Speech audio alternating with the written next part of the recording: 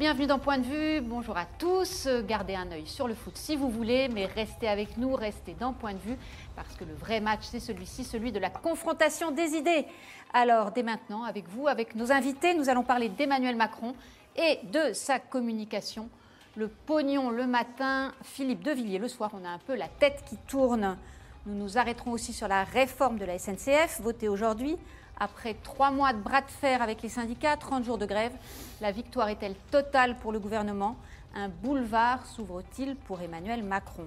Nous attendons vos réponses et vos commentaires là-dessus. Un autre bras de fer continue, lui, avec l'Italie à propos des migrants, tandis que l'Aquarius et ses 629 passagers est obligé de se protéger à cause d'une mauvaise météo au large de la Sardaigne. Le président du Conseil italien viendra bien demain à Paris, mais ce n'est sans doute qu'une accalmie dans la tempête européenne. Enfin, nous parlerons des profs, de leur crise des vocations et de leur niveau qui baisse. Si l'on en croit les récents résultats au CAPES, leur ministre Jean-Michel Blanquer reconnaît qu'il devient urgent de s'attaquer au chantier de leur formation. Pour parler de ces 4 sujets, nos 4 invités ont répondu présents. Bonjour Caroline Michel-Aguirre. Bonjour. Merci beaucoup d'être avec nous. Vous êtes journaliste à l'Obs, vous dirigez le service enquête. L'Obs, alors cette semaine, la couverture de l'Obs, elle est un peu décalée, on va dire. Ça traite des espions qui tuent, c'est l'affaire Skripal, la CIA, le Mossad, enfin toutes ces affaires troubles que vous passez au crible. Oui, on voit que ça revient. On croyait que c'était fini depuis la guerre froide et puis tout un tas d'affaires. On croyait que c'était l'ancien monde et en fait, c'est le monde actuel. La communication, c'est votre sujet, Arnaud Benedetti. Merci aussi d'être avec nous. Vous êtes professeur en histoire de la communication à la Sorbonne, Paris-Sorbonne. Et vous êtes l'auteur de Le coup de com' permanent, qui est paru en avril dernier aux éditions du Cerf. La com', ça vous connaît aussi, Olivier Duhamel.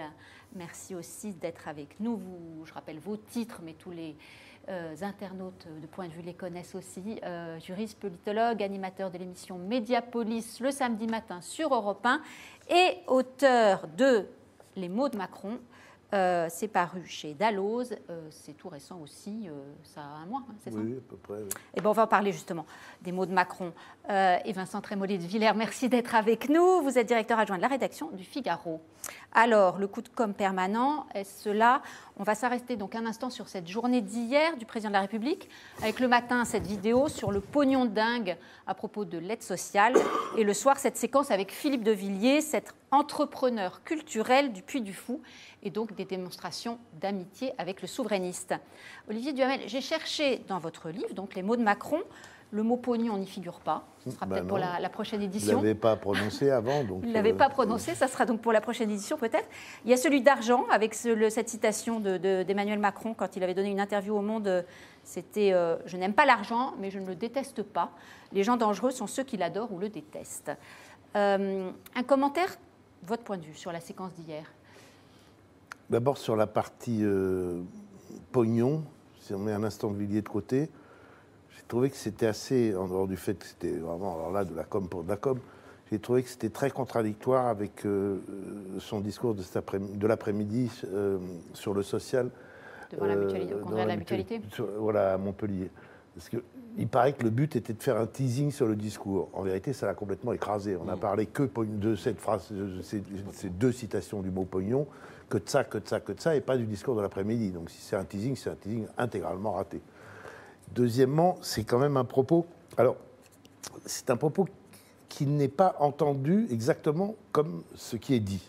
Et ça, c'est une chose que les politiques devraient faire plus attention. Ce qu'ils disent, il ne dit pas qu'il faut moins d'argent dans la politique sociale. Il dit, on dépense un fric fou, un pognon dingue, et ça ne marche pas. Donc, il faudrait au moins le dépenser. Il y a une interprétation littérale, c'est qu'il faudrait au moins le dépenser pour que ça marche. Mais ce n'est pas comme ça que c'est entendu. C'est entendu comme, donc, il faut réduire les dépenses sociales. Donc, c'est le deuxième problème. Troisièmement, son discours de l'après-midi était un discours, alors pour le coup, très, très macronien, pur sucre, originel. C'était un discours très équilibré. Ce n'était pas le discours libéral de droite qui était entendu. Il a utilisé plein de mots de gauche. Le problème, c'est qu'il faut des droits réels et pas des droits formels. Il a utilisé 2 fois le mot État-providence en disant qu'il fallait le réinventer, mais pas qu'il était mort, l'État-providence. Et puis à côté, efficacité, efficacité. Et donc, il nous fait le matin un truc qu'on interprète comme très, une fois de plus, jambe droite, qui écrase le discours de l'après-midi, qui lui n'était pas. Donc ça, c'est très contradictoire. Communication ratée, Arnaud Benedetti. Je crois que c'est un bug, je suis assez d'accord. C'est qu'en fait, le teasing a complètement écrasé le discours de l'après-midi. Et ce qui me surprend dans cette affaire, c'est que jusqu'à présent, Emmanuel Macron avait quand même plutôt assez bien maîtrisé sa communication. En tout cas, c'est le sentiment qu'il donnait. Et chacun s'accordait à reconnaître que dans cet exercice, il était plutôt habile et adroit. Et là, en l'occurrence, je trouve que depuis quelques temps, depuis quelques semaines, il est un peu comme ses prédécesseurs, sa communication commence à lui échapper. Et manifestement, cette stratégie de communication, c'est-à-dire de poster cette vidéo, est totalement intentionnelle. C'est un faux exercice spontané. Tout le monde est capable de comprendre qu'il s'agit de quelque chose d'intentionnel. Tout le monde comprend que derrière cela, il y a de la com. Et tout le monde comprend que derrière la com, il y a quelque chose qui relève de l'artifice. Je ne comprends pas véritablement cette stratégie, si ce n'est peut-être qu'elle visait à essayer de remettre en scène un président qui semblait contrôler la situation après une séquence internationale un peu compliquée où on a vu quand même, notamment après le G7, qu'il était avec d'autres partenaires européens, en tout cas qu'il flottait un peu. On peut avoir cette tentative d'explication. Quelle est votre explication, Caroline Chelaguirre? Moi, je pense que c'est parfaitement maîtrisé et je pense que c'est plus réussi que ce qu'on peut le dire. Pour quelle raison? On sent bien l'envie de renouer avec la saga du candidat. On le voit par la posture. On a l'impression de le voir avec son équipe de campagne. Il est en bras de chemise, il est détendu, il leur fait la leçon, comme on l'a vu faire la leçon souvent à son équipe de campagne, ce qui le place dans la position de « moi je sais ». Et quel est son message? Pognon de dingue, et même dans le vocabulaire, il fait un clin d'œil évident à l'électorat de droite. C'est-à-dire, il le dit très très fort, peut-être trop fort en effet, mais il leur dit, écoutez, moi j'ai presque l'impression qu'il dit à l'électorat de droite, n'écoutez pas trop ce que je vais dire cet après-midi, parce que j'ai bien conscience qu'il y a un pognon de dingue. Donc il y a un double message. Et d'ailleurs, c'était très drôle l'après-midi d'entendre les réactions des représentants des Républicains, qui pour s'opposer à ce discours qui était pur le leur sur l'assistanat, étaient obligés de défendre les minima sociaux parce que Macron leur avait tiré le tapis de sous les pieds. L'après-midi, il donne des gages à la gauche parce que comment protester sur le fait qu'on va rembourser 100% des prothèses auditives, des lunettes, etc. D'ailleurs, vous n'entendez pas vraiment la gauche dire que c'est mal parce que je ne vois pas comment on peut le dire. Moi, je trouve qu'au final, même si ça fait coup de com', évidemment, il a fait passer le message. Vincent, il va falloir trancher, rater, réussi.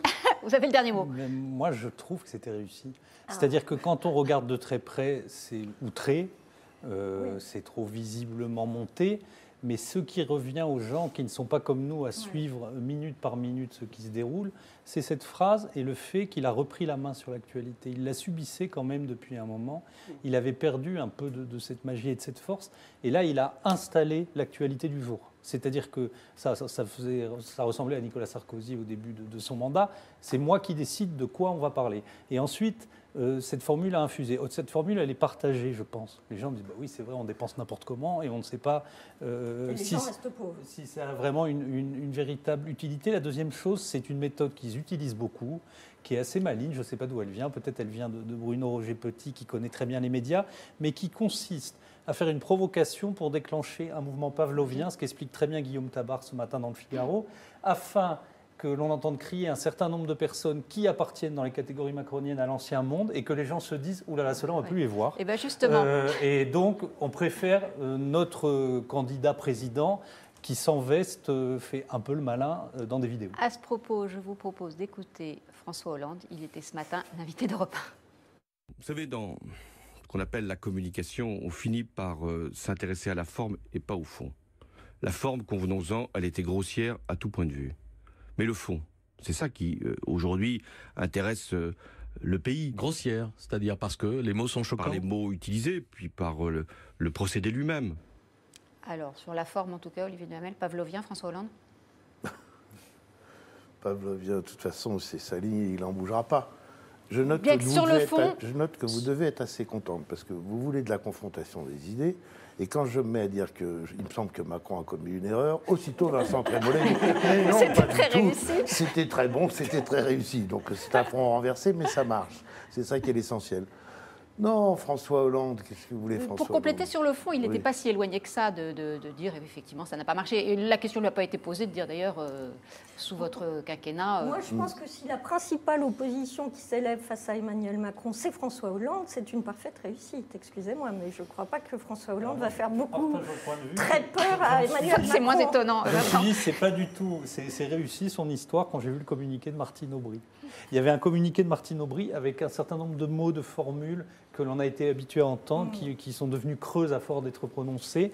Et je me suis dit, bah voilà, il veut restaurer, c'est quand même ce qu'il fait très bien, c'est choisir des adversaires qui sont dégradés dans l'opinion afin qu'on puisse se dire, bon, c'est peut-être pas parfait, mais au moins, lui, c'est au-dessus. C'est pas un peu usé comme. Moi, je crois que c'est un peu usé comme méthode. Et surtout, je pense qu'il a une chance extraordinaire, c'est qu'en effet, il a une opposition qui est complètement balkanisée. Il n'y a aucune opposition aujourd'hui qui incarne une alternative crédible dans ce pays. Donc, il gouverne et il dirige dans une sorte de désert, ou en tout cas de Balkan politique qui fait sa force.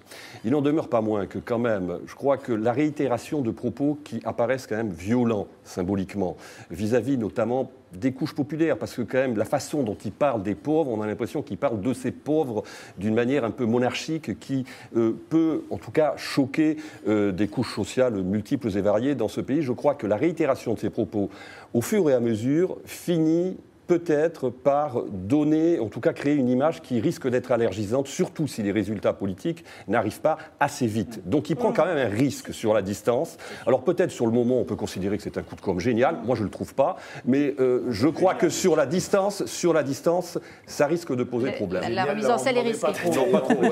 Et en plus, vous avez vu comme ils sont retombés sur leurs pieds, c'est-à-dire, enfin, comme Vincent est tombé sur ses pieds. C'est-à-dire qu'ils ne louent Macron que pour pouvoir cogner à mort la gauche, quoi. Donc, Alors, on va voir un peu ce qui se dit parmi nos internautes. Solange sur Facebook, Macron est usant, pour exister, il ferait n'importe quoi. Michel, toujours sur Facebook, Macron fait de beaux discours, c'est certain, mais l'a-t-on élu pour ça ? Catherine, va-t-il faire des coupes sociales cet été, stratégiquement, lors d'une période creuse pour des mobilisations sociales ? Et Lo, qui nous dit sur le Figaro.fr, quand on dit la vérité, ça fait toujours du bruit. Non, mais juste pour préciser, je pense que la balkanisation, il l'attise. Pour l'instant, elle réussit. Mais évidemment, pour moi, ça masque le fait que la politique sociale, elle n'est pas là. Et que si même ce qu'il nous vend, entre guillemets, qui est que l'émancipation par le travail, le ruissellement et tout ce qui va avec, tout ça est repoussé à plus tard, y compris le remboursement à 100% des frais de lunettes qui ne commencera pas avant 2020. Donc je ne dis pas du tout que ça va masquer une quelconque grogne sociale et qui prend un risque énorme en termes d'efficacité économique, ça c'est sûr. On va parler un peu de aussi la séquence avec Philippe de Villiers. On écoute d'abord Emmanuel Macron, donc c'était hier soir aux Herbiers. Et vous savez que non, mais ça ne m'empêche pas de discuter avec lui et d'avoir une relation courtoise et être toujours content de le croiser. Mais on n'a pas la même vision des choses. Philippe de Villiers, là, le message, Arnaud Benedetti.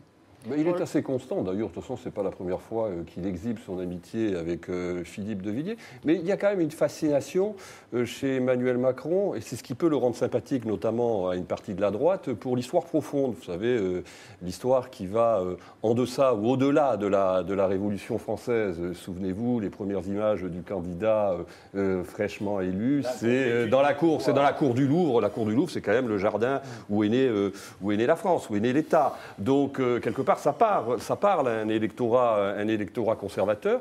Il est, je trouve, assez habile de ce point de vue-là. Je trouve que la façon dont il utilise l'historiographie, l'histoire, est assez habile au regard de la façon dont pouvait justement l'utiliser son prédécesseur, François Hollande, qui avait une vision de l'histoire de France, même et le Premier ministre Manuel Valls, beaucoup plus républicaine. Lui, il s'inscrit dans la durée, et je trouve que de ce côté-là, c'est assez astucieux.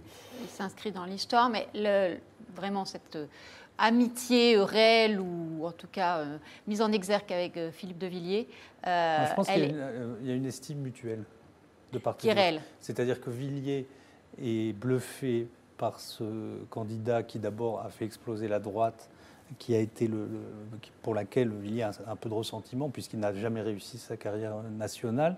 Et je pense que Macron considère Villiers comme un premier de cordée. C'est-à-dire qu'il voit que c'est quelqu'un qui a créé son parc d'attractions, qui a tenu sa région. Et il y a eu une réunion, on l'avait raconté dans le journal il y a 2 ou 3 mois, où tout le monde râlait en province en disant on nous coupe ceci, on nous coupe cela. Et Macron aurait dit à ses conseillers, regardez, au moins Villiers, lui, il a fait des trucs et il n'emmerde personne. Et donc, il me semble qu'évidemment, il y a de part et d'autre, parce que Villiers joue beaucoup avec aussi, avec le plaisir à la fois d'embêter Retailleau, et puis d'embêter Vauquier, puis d'embêter qui il peut embêter, puis de défendre son territoire à lui. Mais je pense qu'il y a quelque chose de sincère entre ces deux personnages, et puis ça les amuse de nous amuser, de nous dérouter. Olivier Duhamel. Oui, il y a absolument une dimension plaisir personnel des deux, plaisir de la transgression. Le côté disruptif de... Lui à tout l'électorat du centre et de la gauche, je vous emmerde, et Villiers, pareil, à celui de la droite. Et puis, il n'y a qu'à voir ces photos où ils rigolent comme deux vieux copains, quoi. Et puis, il y a aussi une astuce politique, parce que, d'une part, ça prouve qu'on a un président, ça montre en tout cas, un président de la République pas sectaire, parce que quand même, copiner avec Villiers... c'est pas un adjoint de Juppé, Villiers. Bon. Même Sarkozy, voilà. par exemple. Et deuxièmement, non seulement pas sectaire, mais je veux dire, ça aussi, ça va plaire à une grande partie de l'électorat de droite. Et comme il pense fondamentalement, dès qu'il est dans le calcul politique, il pense fondamentalement, à tort ou à raison, que la gauche ne se reconstituera pas, qu'elle restera faible et éparpillé, et que donc le danger n'est que du côté droit. Et si le danger n'est que du côté droit, eh bien plus on maintient, plus on augmente même les conquêtes, les séductions, plus on pousse dans un corner ceux qui l'affronteront en 2022, mieux ça va.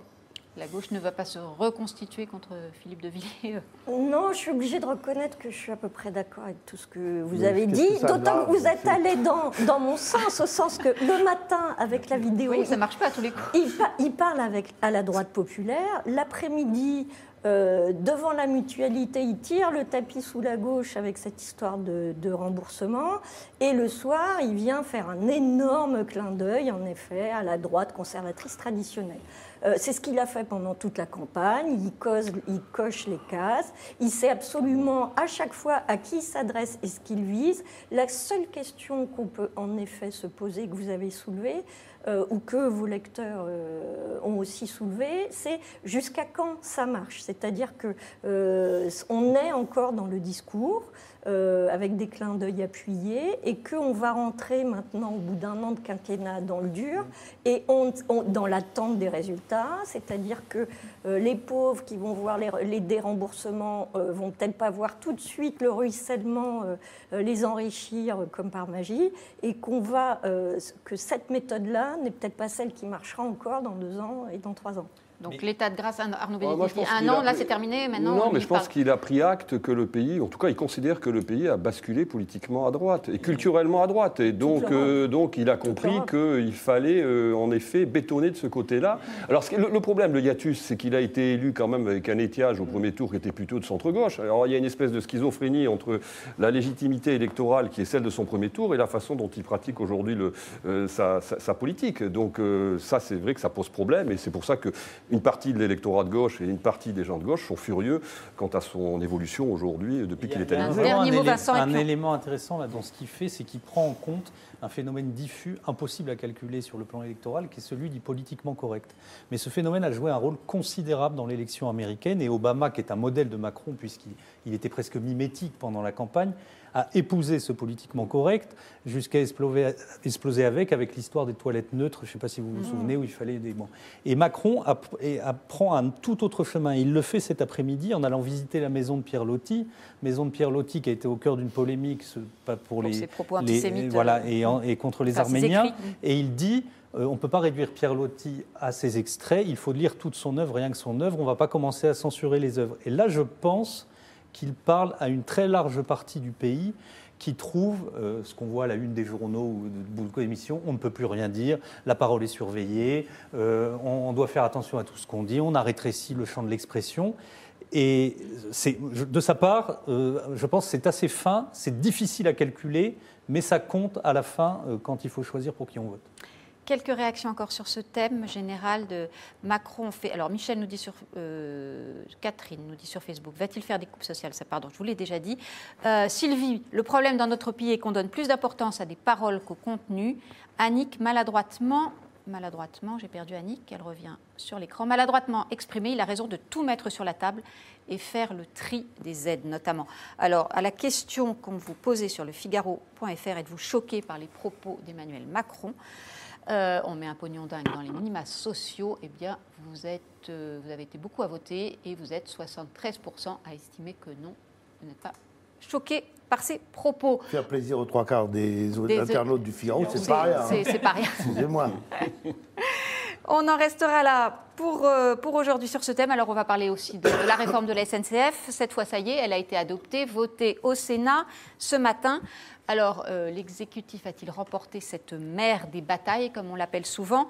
Emmanuel Macron a-t-il gagné ses galons de réformiste? On va en parler. Avant, je vous propose juste de regarder un extrait de Point de vue. C'était au début de la réforme, il y a 3 mois ou 2 mois, lorsqu'elle a été lancée, la grève dure se profilait, et nos invités pronostiquaient plutôt que le gouvernement n'allait pas céder. Ils n'ont pas eu tort. On les écoute.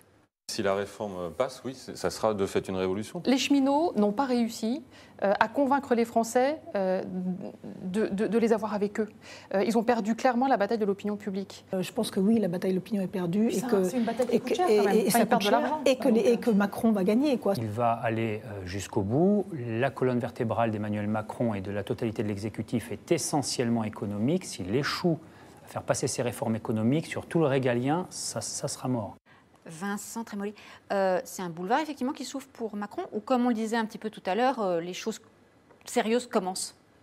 Non, moi je pense qu'il a réussi cette transformation, qu'elle n'a pas l'impact que l'on imagine, c'est-à-dire que les gens sont favorables à ces réformes, à un certain nombre de réformes économiques qu'il fait, mais ils ont d'autres inquiétudes en tête. On en parlera sûrement tout à l'heure lorsqu'on parlera de la question des migrants. Ensuite, moi je pense qu'il y a une institution qui a perdu la bataille, mais alors là de façon spectaculaire, c'est la SNCF. C'est-à-dire que les jours où il n'y avait pas grève, ça ne marchait pas. Et je crois que cette institution qui en 1995 était appréciée des Français, défendue par les Français, est maintenant considérée dans son ensemble, de sa direction jusqu'aux cheminots, comme une entreprise qui est à la dérive. Ça veut dire les jours où il n'y avait pas grève, ça ne marchait pas. Il se trouve que moi je vis en banlieue et je ne veux pas faire de mon exemple. Les jours où la grève... Pas mal la prétérition, je vis en banlieue et je veux pas, oui, pas mal. Voilà. Et alors vous aviez un incident qui faisait que ça a été bloqué. Saint-Lazare a été complètement bloqué hier. Oui. Quand il pleut, ça ne marche pas. Quand il neige, ça ne marche pas. Quand il fait beau, ça ne marche pas. Et pour avoir vous n'êtes pas dans l'exagération du tout. Non, parce que je vous fais... Alors, ça vaut ce que ça vaut. Mais il se trouve que j'emprunte ces transports depuis maintenant 30 ans. Et alors là, il y a une certitude, c'est que c'était mieux avant. Ça marchait beaucoup mieux et on voit une dégradation. Et je crois même, alors vous allez dire que je vais trop loin, mais pour en avoir parlé à d'autres usagers, qu'on parle de la souffrance au travail à juste titre, mais la souffrance dans les transports vous avez tweeté là-dessus, est quelque chose de réel parce que la lenteur, la saleté et le fait qu'il n'y ait plus de certitude sur la possibilité de rentrer chez soi est devenu une réalité, alors qu'il y a 5 ans, c'était impensable. Donc je pense que la SNCF avait déjà pas une bonne image, mais l'échec de ce mouvement a prouvé que cette image a baissé encore. Les Français étaient très attachés à la SNCF.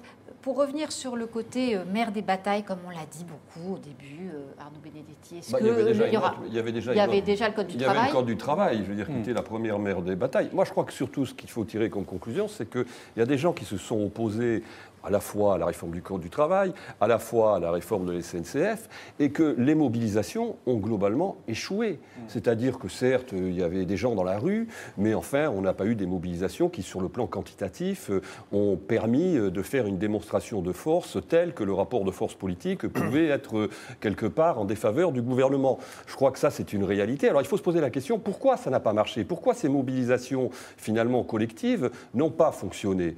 Parce que, il y a une hypothèse qu'on peut faire, c'est qu'on est peut-être dans un cycle. Il y a des cycles. Il y a un économiste et sociologue américain, Albert Hirschman, qui disait qu'il existait des cycles dans l'histoire, entre ce qu'il appelait le bonheur privé et l'action publique. Et que là, on est peut-être dans un cycle aussi où les gens sont plus repliés sur leur sphère privée et ne vont pas se mobiliser pour des causes et des causes sociales. Il y a aussi cette explication. Moi, je crois que c'est surtout ça qui est intéressant. Politiquement, en effet, il y a une victoire symbolique d'Emmanuel Macron. Mais ce qui est intéressant, c'est ce que ça nous dit aussi sur les processus de mobilisation dans la société aujourd'hui. Et on voit que Jean-Luc Mélenchon, qui a essayé, les syndicats qui ont essayé, ont échoué, en tout cas, à faire échec à cette tentative, à cette réforme, à ces réformes. On est dans le bonheur privé et non plus dans le collectif, Olivier Duhamel ? Oui, mais moi, je ne pense pas que c'était la mère des batailles, pour tout vous dire. Je pense que c'était un sujet pas évident, parce qu'évidemment, il y a une gêne colossale faite aux usagers, mais sur laquelle, d'emblée, les Français n'étaient pas dans le soutien large aux grévistes. Ils étaient partagés, mais une partie équivalente au moins à l'autre, en faveur de la réforme, et surtout absolument décidés et voulant que le gouvernement tienne bon. Donc c'était pas le plus difficile. La mère des batailles, ce sera, si elle a lieu, la réforme des retraites. Parce que si on fait la réforme des retraites, ce ne sera pas une petite réforme, ce sera une réforme colossale. Sur la mère des batailles, quelqu'un qui n'était pas, ça remonte à quelques semaines maintenant, Alain Juppé, qui disait, selon les propos qui lui sont prêtés par le Canard enchaîné à l'époque, que lui, il estimait que c'était la mère des batailles. Ça s'affiche à l'écran. Si Macron l'a réussi, disait l'ancien Premier ministre, sa route sera dégagée jusqu'à la fin de son mandat. L'opposition ne pourra que le soutenir, car c'est une réforme que la droite a toujours rêvé de faire. Même Wauquiez devra la fermer. Encore une fois, ce sont des propos rapportés par le Canard enchaîné. Juste une réaction là-dessus. Ça prouve juste qu'on peut être très très intelligent et dire des choses qui le sont moins. Oui, c'est une référence à très vieux monde. Il parle pour lui, c'était quelque chose d'il y a 23 ans. Je pense que c'est complètement inapproprié au monde dans lequel on vit. Et je suis assez d'accord avec l'idée que ça n'est pas la mère des batailles, au sens où les Français étaient prêts. Ça fait quand même, ils avaient l'opinion, enfin le gouvernement avait en grande partie l'opinion publique avec lui. Ce sentiment, en effet, vécu non seulement que c'était de plus en plus compliqué, de plus en plus chaotique, et Laurence Borne l'a dit très bien, elle a dit la principale victoire, c'est que les usagers ont appris à se passer du train, ce qui est quand même une grande tristesse, surtout quand on est un peu écolo, etc. On a envie que le train soit un mode de transport prioritaire. Je pense que tous les gens qui ont voté pour Macron, même si ce n'était pas dans le programme, étaient d'accord avec cette idée-là. Et je pense qu'ils sont même d'accord pour la réforme des retraites. Les vrais sujets qui sont clivants dans l'électorat et pour les députés, on le voit très bien, c'est le social, c'est l'identitaire, c'est les migrants, c'est tout ça. Là, pour le coup, c'est un énorme morceau. La notion de nouveau monde est trop souvent invoquée et de façon un peu caricaturale. Mais il s'est quand même passé quelque chose avec l'élection de Macron qui était la preuve de la crise de la représentativité des anciennes structures. Et il est normal que cette crise de la représentativité s'attaque aussi aux syndicats. Donc quand Alain Juppé parle, il parle à des structures anciennes. La chance qu'a eu Macron, c'est qu'il est arrivé, c'est exactement pareil sur l'école.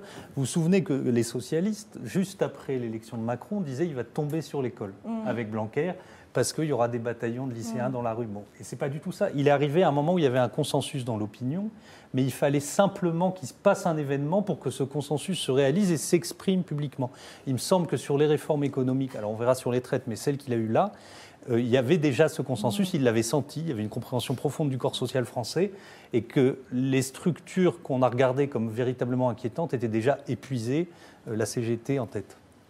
Et puis à son crédit, il a décidé quelque chose qu'aucun des gouvernements précédents, Alain Juppé y compris, n'avait décidé qui était fondamental, c'est la reprise de la dette. Excusez-moi, on était quand même à la 3e ou 4e réforme soi-disant de fond qui n'avait pas réglé le plus gros problème qui était celui de la dette. Il y a eu un traitement assez adroit parce qu'au début quand même c'était plutôt mal parti. Souvenez-vous les propos d'un certain nombre de jeunes députés sur la culture de la gréviculture. Donc il y a eu quand même un infléchissement du discours gouvernemental au fur et à mesure de la mobilisation. Et je trouve quand même ils ont été assez habiles politiquement, parce qu'on disait, bien sûr que l'opinion était favorable, mais souvenez-vous, en 1995, au tout début, les premières études montraient que l'opinion publique était également favorable et qu'elle a basculé à un moment donné. Alors c'est vrai que la réforme était faite un peu différemment parce qu'on l'avait quand même inclus dans la réforme les régimes spéciaux, je veux dire, ce qui quand même qui durcissait quelque part le dispositif. Mais quand même, il y a eu plutôt, une communication politique qui s'est légèrement infléchie, qui a permis certainement de régler le problème, parce que la dette au début n'était pas inclus. Ça bascule avec les syndicats réformistes. À ce moment-là, ils ont lâché ce qu'il fallait. Olivier Duhamel, un dernier. Je sais que vous aimez bien que je cite Churchill. Vous connaissez le mot de Churchill? Ça fait longtemps. Voilà. In defeat, defiance, in victory, magnanimity. Dans la défaite, je relève le défi. Dans la victoire, soyons magnanimes. Et donc là, on peut s'attendre à ce qu'il Il soit est bon modeste dans la déjà, victoire. au fur et à mesure que ça s'améliorait en leur faveur dans la bataille de la réforme, ils ont mis, comme vient de le dire mon collègue, ils l'ont baissé d'un ton. Quelques réactions toujours sur le thème. Alors d'abord, la réponse à la question « Est-ce qu'un boulevard s'offre désormais à Emmanuel Macron ?» Eh bien, vous êtes 55% à penser que oui, en répondant à notre question Twitter. C'est assez, Caroline. Non, c'est un petit peu moins que la question précédente. Oui, c'est un peu. Faut-il baisser les minima sociaux? Alors, il y a Méfan, je ne sais pas, en réponse, qui nous dit « Oui, Macron a un boulevard dans la mesure où les grèves des cheminots ont renversé l'opinion vers le gouvernement, qui ajoute trop de grèves injustifiées, à la demande des cheminots, ont donné une mauvaise image des syndicats. La CGT a perdu. DV sur le Figaro.fr, enfin un président qui ne se couche pas devant nos syndicats rétrogrades et irresponsables. Et Johan sur le Figaro.fr toujours, les Français en ont assez du gauchisme latent dans notre pays. C'est un triomphe pour Macron au Figaro. Simplement, on pourra ajouter une chose sur cette notion de grève perlée. Alors moi, je ne suis pas du tout spécialiste de la question syndicale et de la question de la grève, mais c'est quand même médiatiquement complètement foireux. Ouais. Puisque le principe d'une grève, c'est qu'elle offre une représentation médiatique à ceux qui la font en se disant « on ne parle plus que de nous ». Et là, c'était erratique. Donc c'était toujours en deuxième rang dans les sujets des journaux et des télévisions d'information continue. Donc je ne sais pas qui a eu l'idée de cette grève perlée. Au début, on disait pourtant ça va empoisonner la vie de tout le monde. Et donc mais ça du va coup, c'est devenu de basse intensité. Or, pour s'imposer... Mais parce que je ne suis pas SNCF-phobe au même point que Vincent, je constate que l'organisation et les annonces des trains qui fonctionnaient et qui ne fonctionnaient pas les jours de grève n'a cessé de s'améliorer. Et que donc, à un moment donné, on pouvait circuler, en tout cas, une partie des gens pouvaient circuler les jours de grève. Je reconnais. Parce qu'on l'annonce. Ah, formidable. Ah, vous voyez, vous allez finalement vous mettre d'accord au moins sur le fonctionnement de temps en temps de la SNCF. On va passer à notre sujet sur les migrants. Alors effectivement, les migrants, c'est l'Aquarius toujours. Et cette fois-ci, c'est la France contre l'Italie. Alors ce n'est pas un match de football, c'est un peu plus grave. Les tensions entre Paris et Rome se sont un peu apaisées. La rencontre entre le président français et le président du Conseil italien aura lieu demain. Mais la brèche est ouverte dans laquelle s'engouffrent les pays qui ne croient plus beaucoup à l'Union européenne, comme l'Autriche, la Hongrie, la Pologne ou encore le ministre de l'Intérieur allemand. Nous allons en débattre, mais tout d'abord, on écoute le ministre de l'Intérieur italien, Matteo Salvini, qui, pour parler cette fois comme au rugby, renvoyait hier la France dans ses 22. La nostra storia di solidarietà, generosità e volontariato non merita di essere apostrofata con alcuni termini da parte di qualche esponente del governo francese che spero e penso dia le scuse ufficiali nel più breve tempo possibile. Sulla base degli accordi sui ricollocamenti del 2015 la Francia si era impegnata ad accogliere 9.816 immigrati. In 3 anni invece di 9.816 immigrati ne ha accolti 640. Quindi chiedo al Presidente Macron di passare dalle parole ai fatti e di accogliere domani mattina i 9.000 immigrati che si erano impegnati ad accogliere per dare un segnale di generosità concreta et non solo a parole. Caroline Michel, on peut penser ce qu'on veut de Matteo Salvini, c'est frappé au coin du bon sens, ce qu'il dit. Et en italien, en plus, ça passe mieux. Malheureusement, oui, on ne peut qu'être absolument d'accord. Et là, pour le coup, je ne dirais pas que c'est une erreur d'Emmanuel Macron au sens où il a sûrement dit ce qu'une grande partie des Français voulaient entendre, et même des Européens, puisque tous les pays d'Europe aujourd'hui font la politique de l'autruche, comme l'a très bien dit le ministre des Affaires étrangères espagnol. Et à tout le moins, vu que nous n'avons pas pris notre part, nous n'avions pas fait la leçon à l'Italie, qui s'est pris le problème depuis 3 ans, 4 ans, vraiment en premier rang. On n'a rien fait pour eux, donc je ne vois pas de quel droit on pouvait se permettre de leur faire la leçon. Donc oui, il a raison d'être fâché, même si on n'est pas forcément d'accord avec sa politique et ce qu'il représente. Olivier Duhamel, ça devient un enjeu de politique intérieure aussi, ce sujet. On le voit en Allemagne. Ça l'est partout, parce que partout, il y a la montée, absolument partout, des populismes, et que les élections en Italie font prendre conscience à ceux qui ne le réalisaient pas et qui pensaient que c'était une histoire pour pays d'Europe de l'Est. Est-ce que tout le monde le réalise? Enfin, on commence à le réaliser un peu plus sérieusement. Mais regardez les bouleversements en quelques années. En 2013, à la suite d'un naufrage près de Lampedusa, où quelques centaines de personnes meurent, on crée Mare Nostrum. Et on crée, les Italiens, les gouvernements italiens créaient des mécanismes de sauvetage en mer. Et là, on se retrouve avec un bateau qui est allé, humanitaire qui est allé sauver des rafiaux qui étaient en train de couler les uns après les autres. Et on a un gouvernement qui non seulement refuse de les accueillir, mais après, c'est juste fou, envoie des navires militaires pour en transporter une partie vers l'Espagne. Mais je veux dire, on vous aurait dit il y a 1 an ou 2 ans, c'est comme ça que ça va fonctionner, ça aurait été invraisemblable. Alors les gens disent c'est de la faute de l'Europe. Ça m'énerve beaucoup quand on dit que c'est de la faute de l'Europe, parce qu'en fait, c'est de la faute de pas d'Europe. C'est de la faute d'États nationaux qui refusent absolument des politiques européennes, quelles qu'elles soient, de l'asile comme de l'immigration. Si les États refusent de faire de l'Europe, qu'est-ce que vous voulez?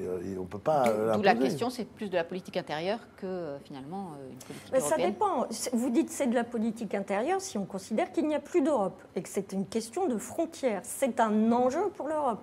Mais soit on a Schengen, une frontière extérieure commune, et c'est censé tous nous regarder, et à ce moment-là, il n'est pas question qu'Emmanuel Macron fasse comme si ça ne le concerne pas pendant 3 jours, et en plus se permettre de faire la leçon, soit l'Europe n'existe plus, dont acte, et chacun se débrouille avec ses frontières et renvoie la patate chaude aux voisins.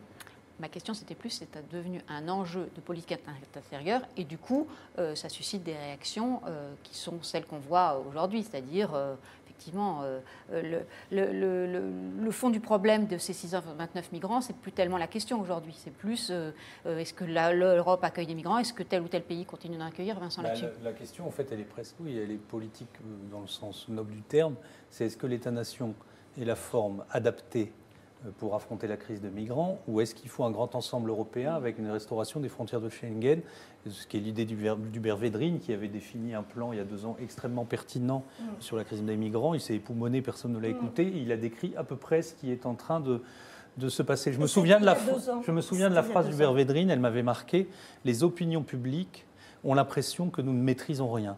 Et je pense que ce qu'a fait Salvini, c'est de dire aux opinions publiques, c'est évidemment de la politique. Je reprends la main. Nous, on peut faire des choses. Et donc, les autres opinions publiques européennes se disent, attends, ils font des choses, et nous, pourquoi on ne fait rien? Donc, on sort de la politique de l'état de fait. Et donc, l'Europe est maintenant contrainte d'affronter ce sujet sérieusement, véritablement et vigoureusement. C'est compliqué, mais je ne vais pas prendre Védrine comme la personne absolue dans ce domaine, mais il se trouve que lui, par exemple, sur la question du droit d'asile, a vraiment une réflexion très poussée sur comment on doit refaire Schengen, est-ce qu'on fait des hotspots, etc. Est-ce qu'on fait payer aussi les pays de départ à qui on donne beaucoup d'argent et qui laissent partir une partie de leur population qui ne sont pas des gens qui risquent leur vie, qui sont ce qu'on appelle des migrants économiques. Bon, enfin, c'est très très sérieux, c'est le plus grand défi politique peut-être des années à venir, donc ça ne se règle pas au Café du Commerce. Mais il se trouve que pour le moment, l'Union européenne n'a pas montré ni l'autorité ni la précision dans sa volonté que l'on attendait d'elle. Donc c'est vrai que là, elle est en péril avec... Mais l'Union européenne, il ne faut pas oublier que c'est nous. Enfin, je veux dire, il ne faut pas se tromper. Il n'y a pas d'Union européenne. Il n'y a pas d'Union européenne qui décide parce que les États ont décidé de faire la politique de l'autruche. Sur les Dublinés, donc c'est le principe de Dublin, c'est que le demandeur d'asile qui pose le pied sur une première terre, c'est ce pays-là qui doit décider ou non s'il a le droit ou pas de son statut. Bon, c'est la Grèce et l'Italie qui accueillent les premiers. Il y a eu des réunions, je ne sais pas combien, je ne les ai pas comptées, pour essayer d'adapter ce format qui est parfaitement injuste, au fait, qui est inéquitable, puisque c'est à chaque fois la Grèce et l'Italie qui les récupèrent, et on n'a rien vu. Donc c'est nous, mais pour l'instant, ça n'avance pas. Arnaud Benedetti, sur la communication et l'opinion, quand elle voit un bateau comme ça, avec effectivement, on a vu des images de l'Aquarius, des populations, on ne sait pas très bien, des Noirs africains qui sont à bord. Est-ce qu'il n'y a pas un hiatus en se disant, mais finalement, ces gens-là, est-ce qu'ils relèvent de l'asile? Est-ce que ça ne fait pas beaucoup, ça ne nuit pas effectivement à tout ce qui est l'image du demandeur d'asile? En termes de communication, il me semble que le problème, c'est que les opinions publiques en Europe, aujourd'hui, sont hostiles. ne veulent pas plus de migrants. Vous le voyez, élection après élection, les résultats dans la Mitteleuropa des Kurdes, sont... des Irakiens, mais Olivier Duhamel a raison. Le climat politique, le climat médiatique, le climat intellectuel a changé sur cette question par rapport à il y a 3-4 ans. L'émotion qu'avait suscité le corps du petit garçon sur une plage et qui avait incité Angela Merkel à accueillir des migrants, cette émotion aujourd'hui, on voit bien que ce mécanisme, il ne fonctionne plus. Et les Italiens, en plus, ils ont la légitimité de leur élection. Ils viennent de gagner, ils viennent de former un gouvernement, ils ont été élus avec un mandat sur cette question qui me paraît assez clair. Donc ils sont, disons, dans leur logiciel politique et dans leur feuille de route lorsqu'ils tiennent ce positionnement. Alors, par contre, du côté français, en effet, c'est un peu plus hypocrite parce qu'on voit que Emmanuel Macron, sur cette question, il est extrêmement gêné. Lui aussi, il tient compte de son opinion publique, qui est une opinion publique qui, à mon sens, aujourd'hui, est extrêmement restrictive sur la question de la migration. Je vous coupe pour vous donner effectivement la réponse à la question posée sur le site du Figaro. La France doit-elle proposer d'accueillir les prochains bateaux de migrants? Ce n'est pas un sondage, c'est une question posée avec du volontariat pour y répondre, mais c'est 85% de non. Et le problème d'Emmanuel Macron, c'est que la stratégie du « en même temps » sur cette question, qui est une question extrêmement clivante, eh bien, elle touche à ses limites, parce que vous voyez bien qu'au sein même de sa majorité, il y a une aile gauche qui commence à s'exprimer et qui considère qu'en effet, notre politique en la matière n'est pas suffisamment généreuse. Mais c'est ce qui explique vraisemblablement sa communication mezzo voce ces derniers jours. Mais c'est lié aussi au fait que personne ne tient un discours contraire. Tout le monde devient un peu plus populiste, tout le monde tient un discours un peu plus à droite. Wauquiez tient le discours que tenait l'extrême droite et Collomb tient le discours que tenait Sarkozy. Et votre sondage, moi je pourrais pu vous dire qu'il fait 85%. Mais si je vous avais mis comme question, la France doit-elle accueillir un bateau de migrants qui sont en train de couler et au risque de se noyer, eh ben, les réponses auraient été 50-50. Et non, mais je vous assure, les seuls aujourd'hui qui ont tenu un discours contraire, ce sont les Espagnols. Les Espagnols ont tenu un discours... Mais là aussi, pour des raisons, on peut le penser, un peu de politique intérieure. Mais pas seulement, pas seulement. Et puis surtout, qu'est-ce qui se passe à Valence ? Vous avez des centaines de gens qui disent on va s'organiser, on va les accueillir. Vous avez des gens qui sortent des pancartes ou qui font des déclarations. Il n'y a pas si longtemps, nous aussi, on était des migrants. Bien entendu que globalement, l'immigration inquiète les gens. Il n'y a aucun doute là-dessus.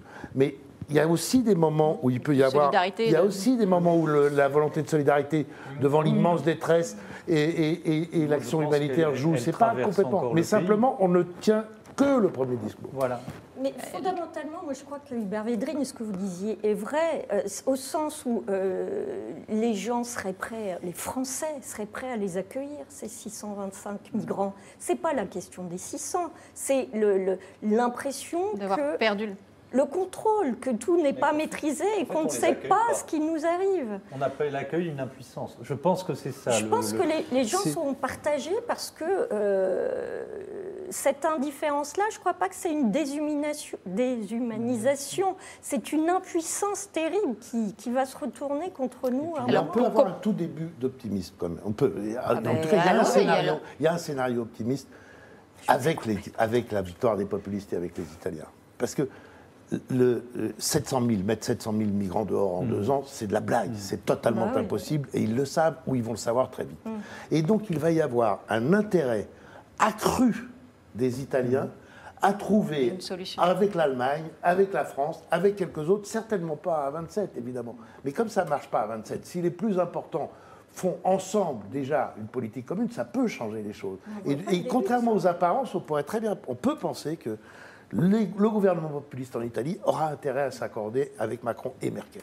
C'est la version optimiste. Oui, elle est possible. Elle est possible. C'est la restauration de la politique, parce que finalement, est-ce qu'on ne s'est pas trompé? C'est-à-dire, est-ce qu'on n'a pas pensé que le commerce et le droit allaient régler et réguler la vie des gens? On a pensé que les hommes étaient des voyageurs sans bagages qui pouvaient passer d'un pays à l'autre. Et ce qu'on voit venir, ce qui était inimaginable, vous parliez il y a 6 mois, mais même il y a 3 mois, c'est un espèce de retour de permanence de l'histoire. Et face à ça, il faudra beaucoup plus que des commissions telles qu'elles se déroulent maintenant. C'est de la véritable politique. Évidemment, à plusieurs pays, un pays seul ne pourra pas y parvenir. C'est passionnant. On passe quand même à notre dernier thème. C'est celui de l'éducation. Pour paraphraser Emmanuel Macron. Pour qu'on ne vienne pas à l'abaissement du niveau des profs. On voit bien que vous avez tenté d'éviter. Je vous remercie. Vous sentez visé, Olivier Duhamel? Pas du tout. Vous ne devriez pas. Alors donc, pour paraphraser Emmanuel Macron, ça coûte un pognon dingue, mais sans beaucoup de résultats. Ce pognon, c'est celui de la formation des profs, 1,1 milliard chaque année. Et résultat, si l'on en croit un récent rapport de la Cour des comptes, des insuffisances chez certains candidats et même des fragilités chez certains lauréats. En clair, crise des vocations oblige, il y a de moins en moins de candidats au concours et le niveau baisse. On va écouter le ministre de l'Éducation nationale, Jean-Michel Blanquer, et les solutions qu'il espère apporter à cette question. On a besoin d'avoir des professeurs, c'est-à-dire des formateurs de formateurs, qui eux-mêmes soient des professeurs, qui eux-mêmes soient devant élèves, de façon un petit peu comme un professeur de médecine est aussi quelqu'un qui est à l'hôpital en même temps qu'il est professeur de médecine. On va faire évoluer tout cela pour être plus efficace et avoir de la même façon un remède à parfois la crise de vocation qui peut exister dans certaines disciplines. Ça faisait un moment qu'on n'avait pas vu Jean-Michel Blanquer, Caroline Michel-Aguirre. Il vous manquait. C'est son prochain chantier, vous y croyez? La formation des profs Je pense qu'il n'a pas tellement de choix, en vérité, au sens où la baisse des candidats est une réalité, que la baisse du nombre des candidats, est une réalité, que dans certaines académies qui sont connues, Versailles, Créteil, on va déjà être obligé de baisser le niveau requis pour ceux qui passent les concours. Et donc la seule manière de s'en sortir, c'est de dire ok, on les prend plus tôt, mais on les forme mieux. Et il ne faut pas oublier que la formation est une demande récurrente des jeunes professeurs qui se trouvent aujourd'hui. Enfin, moi, j'aime beaucoup les professeurs. Je trouve qu'ils ont un dévouement absolument exceptionnel et qu'on leur tape beaucoup sur la tête. Aujourd'hui, on leur demande tout. Enfin, j'ai des enfants en âge déscolarisé, ils sont éducateurs, animateurs, enseignants. Enfin, on leur demande tout et ils sont en demande. En plus, ils sont obligés de faire passer une réforme tous les 6 mois. Enfin, ils ont quand même un dévouement, une résilience que je trouve absolument extrême et que l'occasion à saisir, si on ne veut pas tomber dans le c'était mieux avant, c'est de se dire ok, on les prend plus tôt, mais on va leur apprendre à s'exprimer devant un public, à gérer les cas difficiles, à savoir ce qu'il faut faire face aux questions de laïcité. Voilà. Après ce beau plaidoyer pour les enseignants, Olivier Duhamel, vous n'allez pas être leur procureur. Je pense qu'il y a un problème de formation, mais je pense qu'il y a aussi un problème de baisse de niveau, notamment en français, sur la langue française, mais qui est général dans la société. Moi, j'arrête pour pas taquiner de reprendre les gens quand il faut des fautes de français.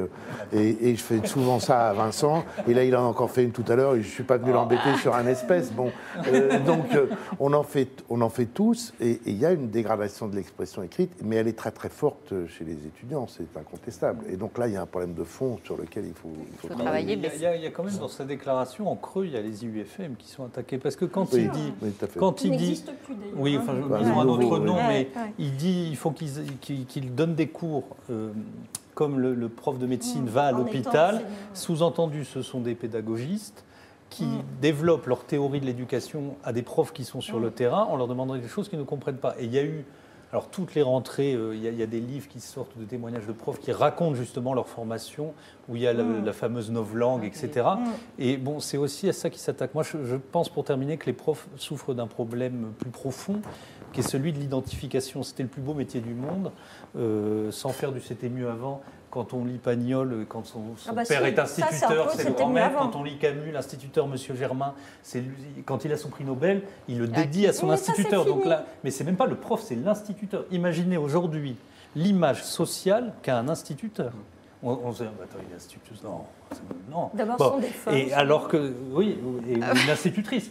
Mais il y a un déclassement social que moi je déplore, mais qui est réel. C'est-à-dire que ce métier est moins estimé, il y a moins de phénomènes d'identification aux grands professeurs, donc bien évidemment, il y a moins de candidats, je pense. Oui, mais on est un dernier mot, Arnaud Benedetti, parce qu'on va arriver à la fin, donc j'aimerais juste entendre Arnaud que la figure de ce que l'on appelait le maître aujourd'hui soit absolument dévalorisée dans la société française et même ailleurs. Je crois que c'est quelque chose sur lequel on doit tous être d'accord.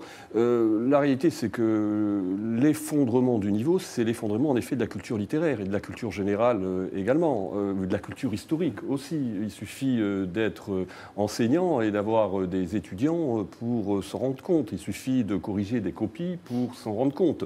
Donc on a un vrai problème là-dessus.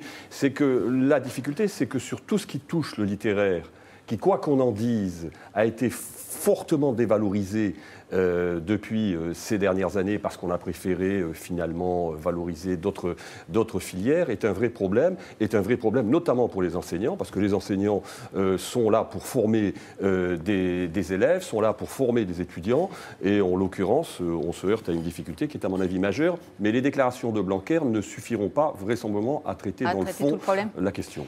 Le niveau des professeurs Bastille, vous êtes 79% à estimer que... Oui. Fliby répond à cette question en disant « Le problème, ce n'est pas la formation des profs, c'est leur nombre. La difficulté de certaines zones où on les envoie au casse-pipe en début de carrière. Johan, aujourd'hui, avec un bac plus 3, on peut devenir prof. Sans concours, de mon temps, c'était bien plus difficile. » Et c'est vrai que j'ai vu, en préparant le sujet, qu'il y a 20% des enseignants qui sont des contractuels, c'est-à-dire qui n'ont pas eu une formation. Thierry, sur le Figaro, bien sûr que, sur Figaro.fr, bien sûr que le niveau baisse, ils ne sont plus respectés et mal payés. Donc, on a ce que l'on mérite. Et DV qui nous dit Jean-Michel Blanquer égale le retour du bon sens. Et pour fermer cette émission et sur une petite touche de football, le score, les premiers buts, ils ont été marqués par la Russie contre l'Arabie Saoudite. 2-0, c'est le score pour le moment. Merci à tous de nous avoir suivis. Merci à tous les quatre et rendez-vous demain pour un nouveau point de vue.